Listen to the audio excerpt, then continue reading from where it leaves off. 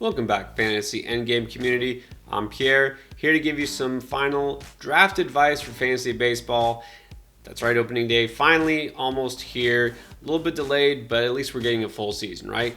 So we're going to get a full season in of fantasy baseball. You want to win, that's why you're here. Besides picking the right sleepers and breakouts, which I've already talked about, my must-have players for both pitchers and hitters, let me also talk to you about the guys that you don't want to draft, those early round landmines, because there's nothing worse than wasting one of your first few picks on a guy that busts. So let's get to it. Starting with the first round, it pains me to say this. I'm not the only one who's saying this, but you really cannot spend a first round pick on Mike Trout. I know, best player of this generation without a doubt, but he's not first round material anymore, and you know the reason why. It is health. Okay, so he only played in 36 games last year. That doesn't mean that he'll be injured this year, right? Doesn't mean that, anything bad will happen. It wasn't a major injury, didn't tear an Achilles or anything like that. But here's the thing, there is a reason, there's a red flag here waving, because the fact that the injury wasn't considered really a major one and he missed so much time, well, it tells me two things that I have to worry about for this year. So number one, is his body starting to slowly break down? Because keep in mind, even though he's still, not on the wrong side of 30, he's not old, but he came up really young. He's got a lot of mileage on those tires already. He's played a ton of games, known for being really an Iron Man for the first several seasons of his career. And now the fact that he's got these injuries that nag and keep building up, that tells you something, all right? So the possibility for nagging injuries, I kind of compare it, honestly, to a guy like Christian McCaffrey, even though he's much younger. Same thing. You think, well, that's a guy who, should still have plenty of life left. But the thing is, when you keep going, you get that many touches, like with Trout getting that many at-bats, that much run in the field, it wears on you. So I'm worried about that. And the other thing is, just purely statistical standpoint here, he doesn't steal bases anymore, right? That's gone, and we know it's not going to happen, especially having a calf issue and having all those potential nagging injuries. The thing is, he's not a 5-category contributor.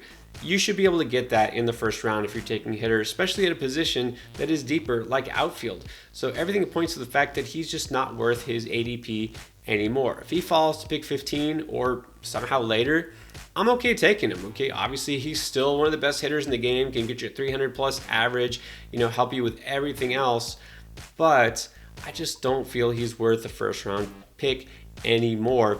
And the other thing is, based on everything I just said, he could see some days off here. Even if he is healthy, just to maintain, they might actually slow play and figure out, hey, it's better if he doesn't go out there every day, even if he can go. So you're going to get fewer at-bats. You're not going to see Trout of old. So I'm avoiding him. Not that he's necessarily going to kill my team, unless he does like he did last year, where he killed your team by barely playing. So bottom line is, I'm avoiding Mike Trout in 2022. So this next pick, I'm probably going to get some flack for saying this, but let me tell you why. I'm also not really drafting Marcus Semien. Okay, so Marcus Semien coming off a career year, a monster year, 45 home runs, RBIs leading the league, helping in every category, the steals. What I just talked about, you want a 5-category guy, he is it.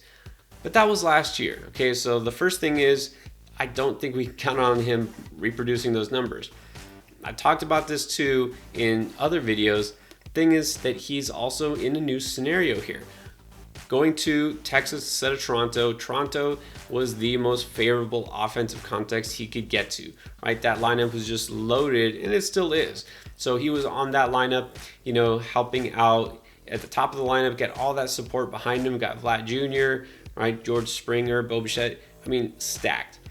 Texas is okay. I don't hate the Texas lineup. They got Semien, they got Corey Seager there now, and they got some young players that I really do like Nate Lau, Willie Calhoun, Nick Solak. This could be a really good offense, but it's not for sure, right? It also could be disappointing, as it has been the last couple of years, which is why they brought in Semien. So the thing is, I don't think we're going to see as much in terms of counting stats. We know he's not going to hit as many home runs. The offensive situation in terms of the ballpark isn't as good. And then here's the other thing. We don't know how it's going to play out, because Semien is a guy who had been for year after year after year playing on one-year deals, and last year He was on a 1-year deal with Toronto. Well, guess what? He got paid big time. Long-term contract, big payday.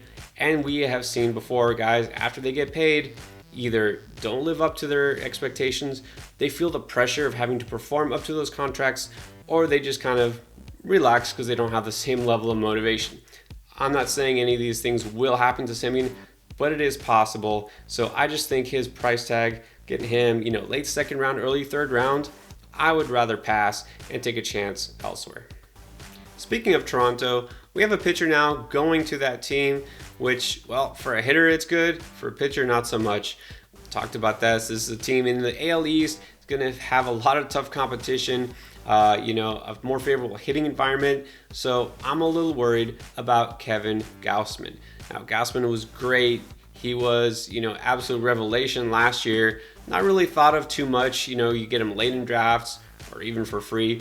And he pitched to the best line of his career. But let's talk about that. Why was it so dominant? Why did he stand out based on last year's stats? Because his career before that, he had never pitched under a 3.5 ERA. That's right. For several years, different teams could never get under that mark, right? He was a guy that really didn't help a whole lot in fantasy. And then last year he goes out and is pretty dominant. Now, I know the strikeout stuff is there.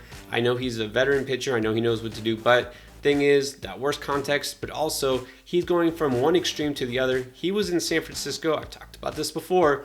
The best pitcher's park, best conditions for a pitcher. A lot of pitchers go there and thrive. And you know what? Now he's going to Toronto. I see major regression for him. I'm worried about those ratios ballooning up. But really what the thing that stands out to me is that a lot of people aren't seeing this. They're just drafting based on last year's stats. He's going 56 overall. I think that is insanely high because even what he does bring to the table here, there's a lot of other pitchers with more upside that are going after him. So I just can't stomach the price there. Gausman at 56, that's a hard pass for me. The next guy I consider an early round landmine is going to be another breakout from last year. And you know what? I'm taking a step back. It's Tyler O'Neill of the St. Louis Cardinals. So he's a guy who's always had massive power and probably even better speed. As a guy who 90 percentile or above on sprint speed. He's got that power that we talked about, that sweet stroke. But here's the thing. He's got a lot of swing and miss in his game. And even last year, he got a little better, but it didn't go away.